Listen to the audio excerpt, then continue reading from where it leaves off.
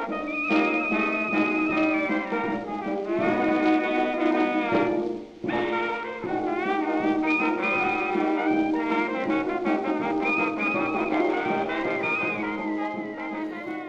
morning.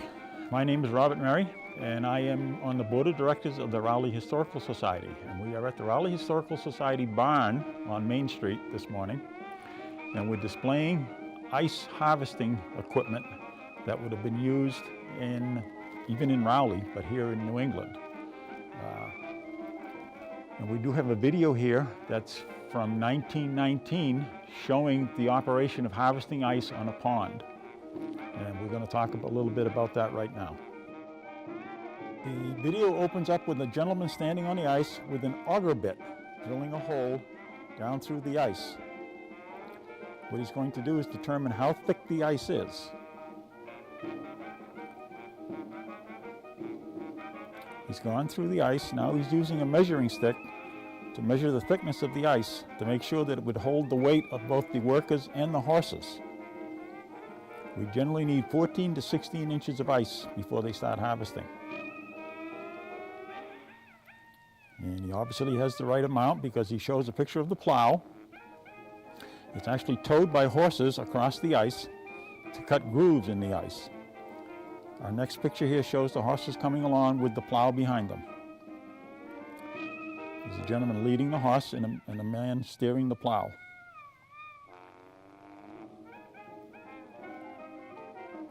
Now they're turning around to make the second pass back across the pond.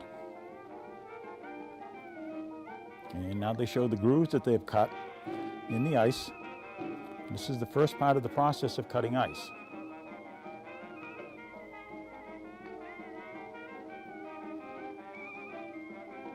Now the gentleman is showing us the horseshoe on the horse. It has spikes on it so that the horse won't slip on the ice as he's pulling along the plow.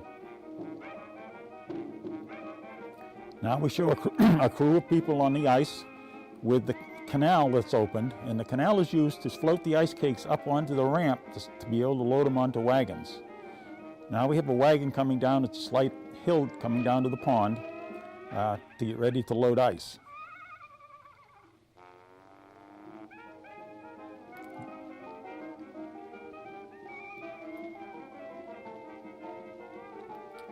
We show a man with an ice bar cutting the chunks off that have been grooved and floating them into the canal.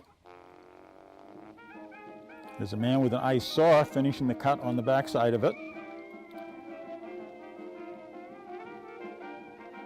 And a couple of gentlemen with ice hooks that are pushing the ice back and pushing it up towards the ramp so that they can load it onto the wagons.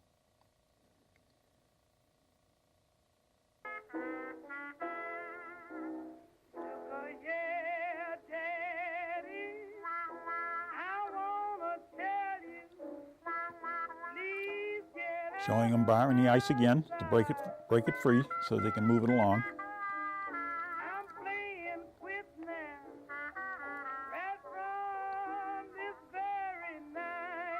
And it shows the gentleman pushing it up the ramp and up to the wagon where they load it up onto the wagon.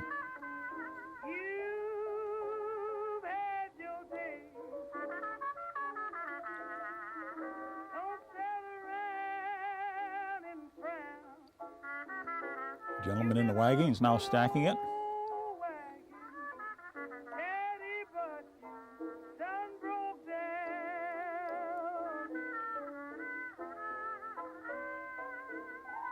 And we're getting ready with a load of ice, and the three gentlemen are helping the wagon up the hill, giving it a little bit of a push to get the horses started.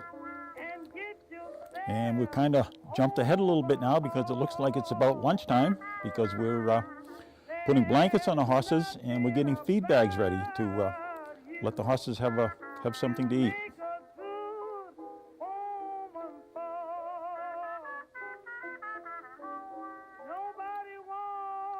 Gentleman's rigging the bags now. The horses are having their lunch. There's another team of horses, and the gentleman's getting ready to put a blanket on his horse.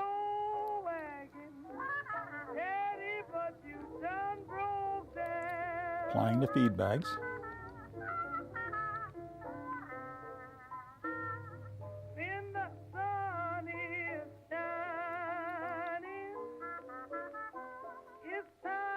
As you can see, the horse is pretty anxious to get to that food. And here's the gentleman. If the horses are going to have lunch, they're going to have lunch. So they're standing there with their lunch boxes and having their noontime lunch.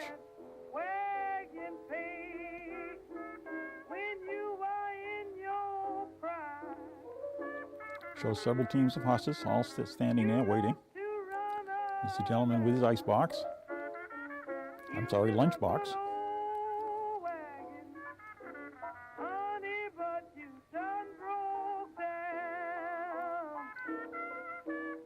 Getting a nice warm drink of coffee.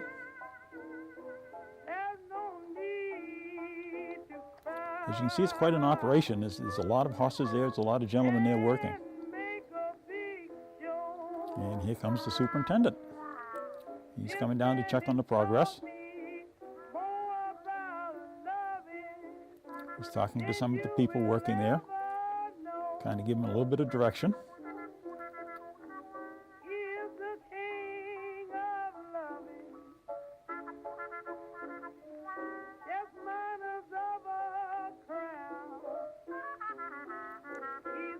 Another team coming back to get ready. Actually, it's a team going up to the ice house with a load of ice. And as you can see, they don't ride the wagon. The teamster doesn't drive the wagon. He walks beside the horses. And we think there's a couple of reasons for that. One is he didn't want to add any more weight to the wagon that the horses had to pull. And if the horses should slip, at least he's out of the way.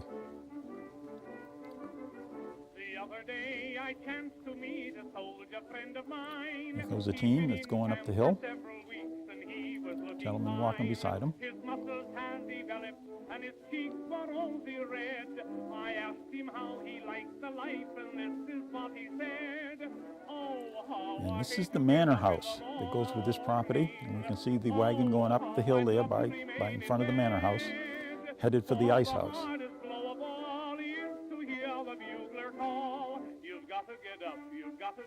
You've got to get up this morning. Someday I'm going to murder the bugler. Someday they're going to find him dead. Another shot of the manor house. I'll amputate his reveille and step upon it heavily and spend the rest of my life in bed.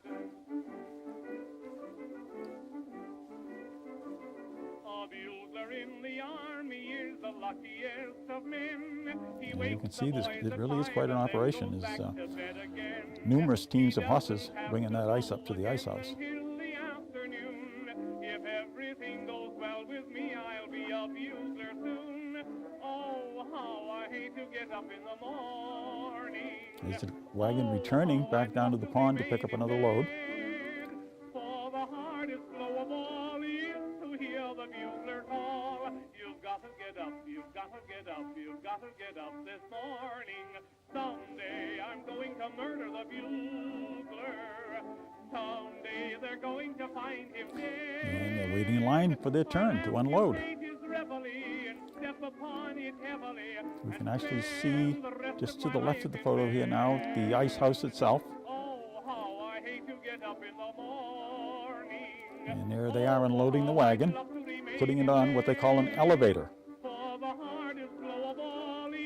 And the elevator lifts it up to the level that they're packing the ice house, and it slides off into the ice house. Oh boy, the minute the battle is over. Oh boy, the minute the foe is dead. I'll put my uniform away and We believe that they're putting in sawdust or insulation. They added that to the ice house itself to keep the ice from melting. They run it up the same way on the elevator. And this is the mechanism for the elevator. It's a horse in a teamster leading the horse ahead to pull the elevator up, and then we back the horse up to let the elevator down.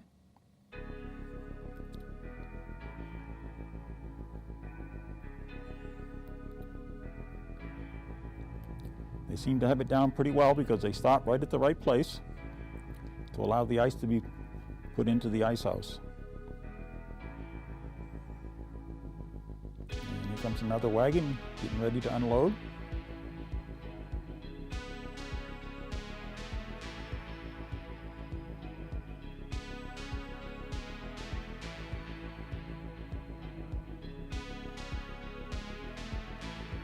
And this is an interior shot of the ice house showing the ice coming into the ice house and the crew inside the ice house sliding it along and stacking it.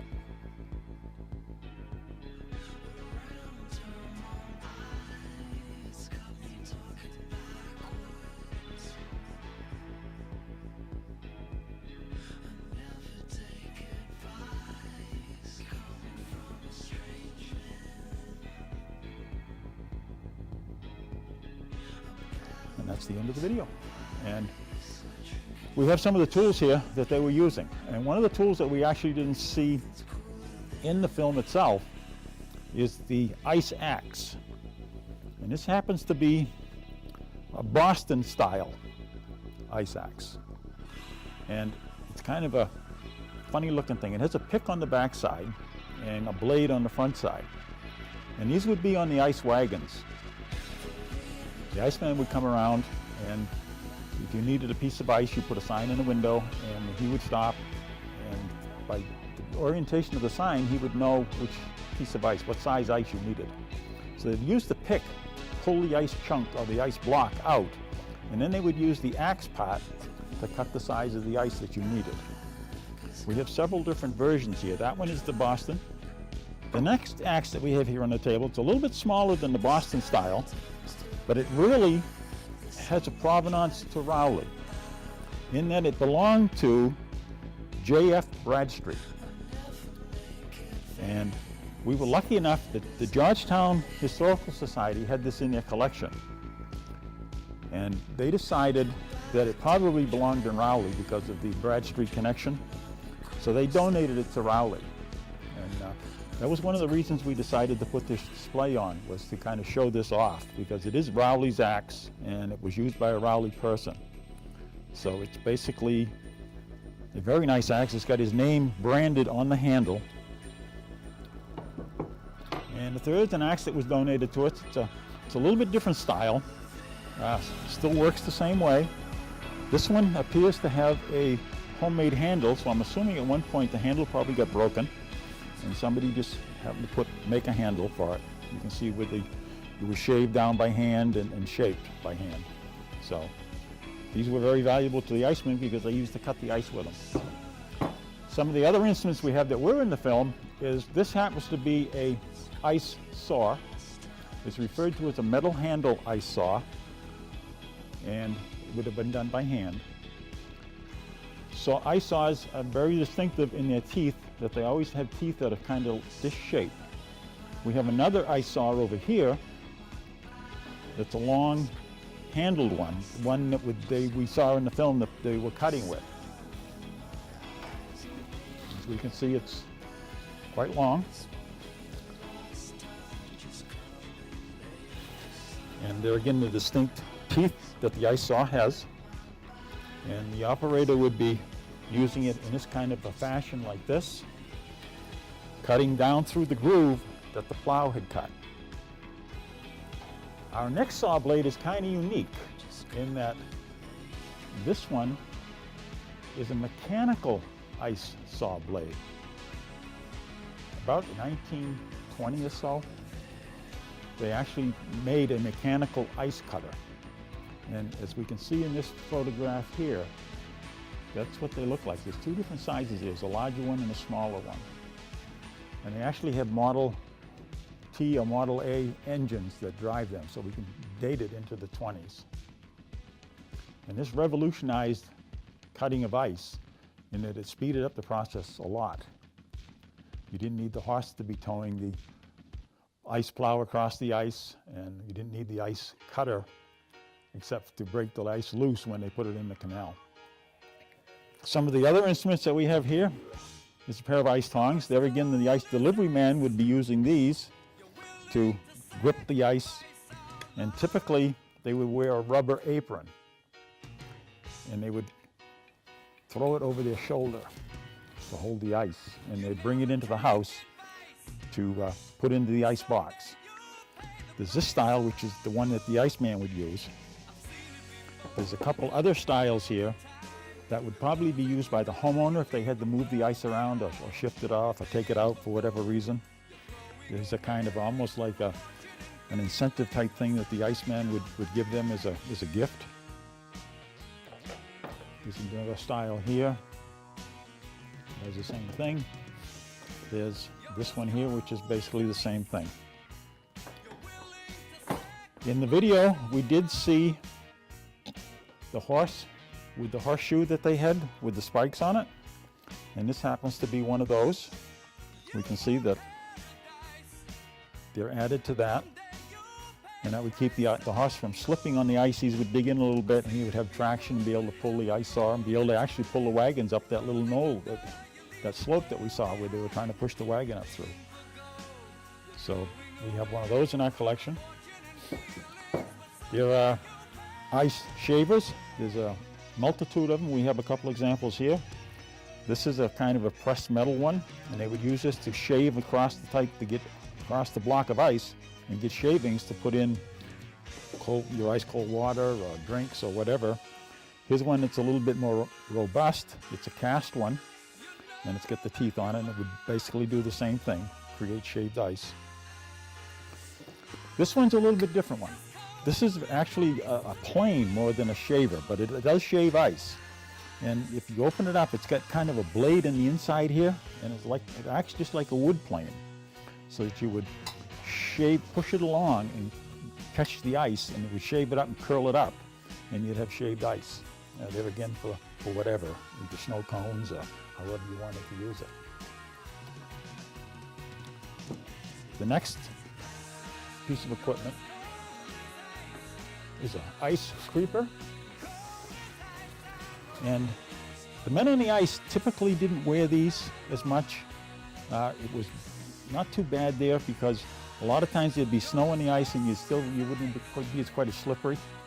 But the cakes of ice, because they had cut them and they were in the water, they would re-freeze and surface on the surface, and they would be very slippery. So the people working inside the ice house would wear these so that they could walk across the top of the ice blocks as they moved them around and stacked them. Our next items here are the ice chippers. And there's several different models. This one is kind of a lightweight one. You can see that distinctive teeth style, almost like what's on the saw blades also. So they would use those to chip the ice. This is one that's got some points on it. It's a little bit different style. This one is a little bit more robust. It's got the same teeth, but it's got a weight on the top to give it a little bit more momentum when it's chiseling the ice or chipping the ice.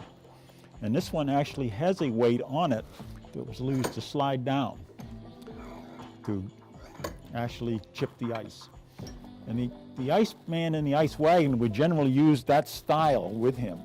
What he would do is he would cut the ice with his axe, carry it into the house with the tongs, and then if it didn't quite fit in the refrigerator, what he would do is use his ice chipper to shape it. Now, it's kind of interesting because you put the card in the window and you wanted a certain piece of ice which costs a certain amount of money. So he would cut that to the size that was that size. But if it didn't fit in the ice box, he didn't want to waste the ice. You paid for it. So he'll use the chipper to chip it off and put it in the ice box, but yet the block will fit in there. So it's kind of unique. There's two other styles here. This is a kind of a long-handled one. And these would have been used in the ice house itself when they were stacking the ice. That happens to be a wooden handle one. This one is a little bit heavier. It's a metal handle one. And it's got the same kind of distinctive teeth style, which is kind of interesting.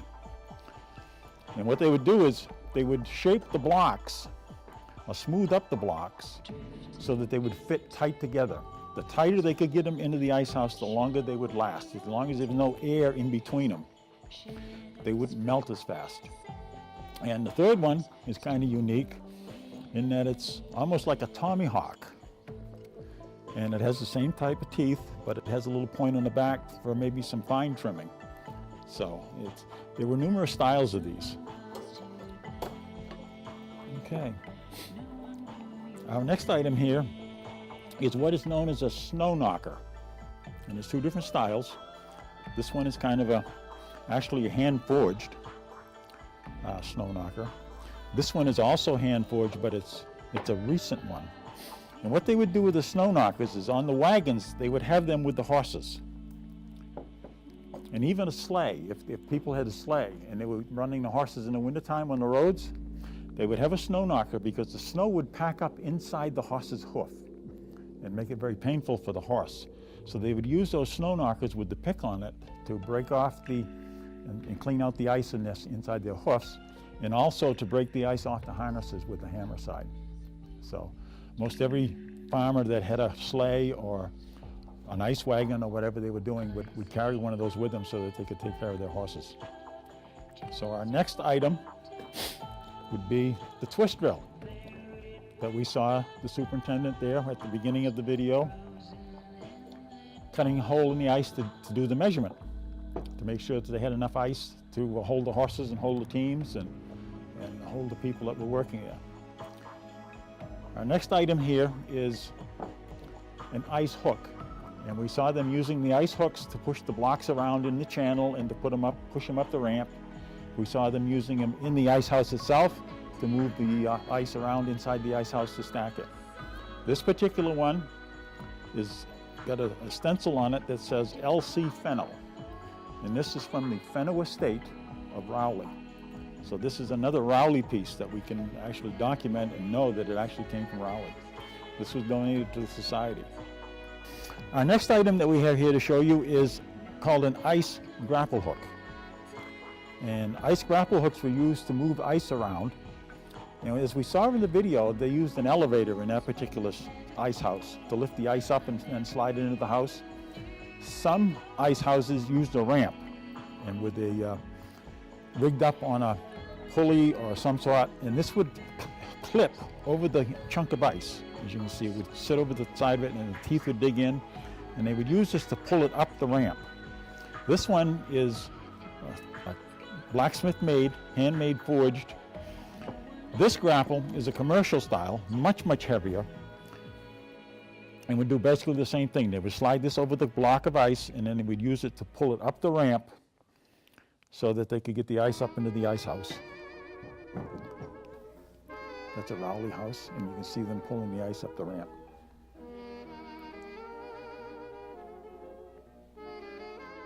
Okay, this next item that we have is kind of unique. We show this to the people and they come in and they say, oh, that's an ice cube tray.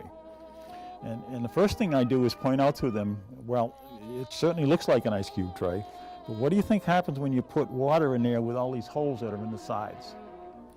And they kind of think about that for a minute and say, well, it's probably not going to work. And it really isn't going to work as an ice cube tray. But this was the icebox manufacturer's answer to the electric refrigerator. When they first came out, this was probably in the 40s that these came out, and refrigerators were beginning to become popular, particularly after World War II. So one of the big advertising parts of the refrigerator was that you could make individual ice cubes. So the icebox manufacturers came up with this machine, and what it is it's basically a tank, and there's a cap here that you open up. And what they would do is they would fill this tank full of hot water. Then they would set it on top of the block of ice in your icebox, and it would melt down through. And once it melted down through, they had this device which you would chisel along and chip off the ice cubes. So this was their answer to the icebox, to the refrigerator's manufacturing advertising of ice cubes. So that's pretty much the tools that we have here, with the exception of the Ice King ice plow. And this is basically the one that, or appeared to be just like the one that they used in the video that we saw. This one was donated to the society. And what's missing on this one is you can see there's two kind of shackle pins on the top of the blade there. There's what they call a guide board. And the guide board would, you do the first cut and make the first groove, and then you put the guide board in it, and then the guide board would follow that and parallel it with the ice plow. And you could flip that from side to side. It would be on one side, then you'd turn around and come back, it would be on the other side. So that's the ice plow itself. Now the next piece of equipment we have here looks a lot like the ice plow, and it is an ice plow, but it's a hand-operated one. And where they would use this would be in the ice house itself, to cut between the blocks of ice, because they'd tend to melt a little bit and then freeze together again. So they would use this to separate the blocks of ice in the ice house so that they could load them onto the wagons before they went on their deliveries. So, and that one happens to be a wood. This comes with this sheath that it fits into, so that when you got through with it, you could put it in and keep the blades from getting dull or banged up or whatever. So it's the Guilford Wood Company is the manufacturer. Okay, what we have now is some photographs.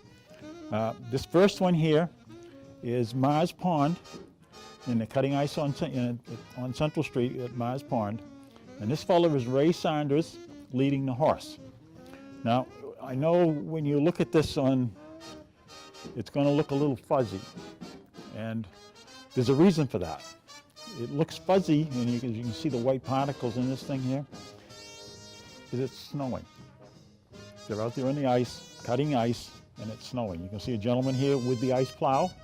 There again, kind of a king-style ice plow. There's another gentleman over here, chipping blocks. The next picture in the middle, this one next over here, is H.A. Chapman and Edward Richardson on the last day of cutting. And this is off of Havel Street, and it's behind what is now the Institution for Savings, or what used to be McIntyre's Clam Stand. And that was the last day in February. They were out there cutting the last of the ice for the season. The next photograph is Jim Hurdle's People Ice Company ice house, and that ice house is off of Route 1 over in Rowley. It's actually out by 445 Newburyport Turnpike, which is the Fox Meadows project, where Samaj used to be, or Village Restaurant. The next one is George E. Daniels. George was a wagon manufacturer on Daniels Road, and what he has there is a patented end board for ice wagons, and you can see the board here. It was special to hold the ice in the wagon, and it made it much easier. That particular design made it easier to get the ice chunks out, or the ice cakes out of the wagon. Basically, the next part of the display is ice cards, and we had talked about putting a card in the window. When the ice delivery man was going by, he could tell if you needed ice and what size piece of ice you might need. The first two are both Pearlies, ice and trucking, and they were in other things too. They did ice, coal, coke, wood, furniture moving, trucking, wood sawing. Quite diverse is what they were doing. And you can see it, it says ice on it, and there are numbers. There's a 15 at the top or a 20 at the top, 70, 25, 35. That is pounds. So if you needed a 20-pound piece of ice, you would put the window in the card just like it shows here. If you wanted a 35-pound piece of ice, you would turn the card upside down. If you wanted a 25, you would set it up on end, or 70, you'd set it on the other end. So that when they rode by, they could just look and see what you wanted and cut it and bring it into the house. The second card is the same way, except it's less weight, so I believe that card to be a little bit older than the first one. The next picture is J.F. Bradstreet's ice wagon. Now, we had looked at his ice axe. Now we see his ice wagon. Okay, the one down underneath is James C. Hurdle from Rowley, dealer in People's Ice. There again, they were into coke and wood and trucking, etc. The Hurdle Ice Company was in business up until the 60s. Obviously, they were not selling harvested ice. They were selling manufactured ice during that time frame. but they had an ice truck. Gene Balzer was the delivery man, and they would deliver ice to bar rooms and places like that that wanted ice rather than just ice cubes. And they were in business up through into the mid-60s. So, and then a couple of the advertising pieces that they would use. This is Pearlie's Ice. And you can see that was an advertising pic. This one you can't read as well, but it does say People's Ice Company and James C. Hurdle. So, and the ice delivery man would give these to the customer as advertising, so that if you wanted to chip off a little piece of ice in your refrigerator, you could do that. The third one we have here is kind of interesting because it's the Pentucket Ice Company, and that's out of Georgetown. That pretty much gives you a look at our display that we had here. And actually we had this display set up for the Christmas open house, which we have every year. But we do have a bunch of treasures here, a lot of stuff in the barn, some really good things in the house. And we certainly encourage people to come by and take a look at what we're doing. With the 375th anniversary coming up, we'll be sponsoring a few events, hopefully some events here, and come on down and take a look at it. And, we appreciate the town's cooperation with us, allowing us to do these types of things. And as you can see, we do have, in just this one item, this one category, we have quite a bit of items, and there are a lot of other things here too. We have a lot of stuff on shoes, we have wagons in here, we have sleighs, tools, a lot of farming tools, a lot of carpenter tools, those types of things. The house is set up first period, second period, with various Rowley items that are in there also. So if you get a chance, particularly in the open house when we see that advertised, come on down and visit us. We appreciate it very much. The world will always welcome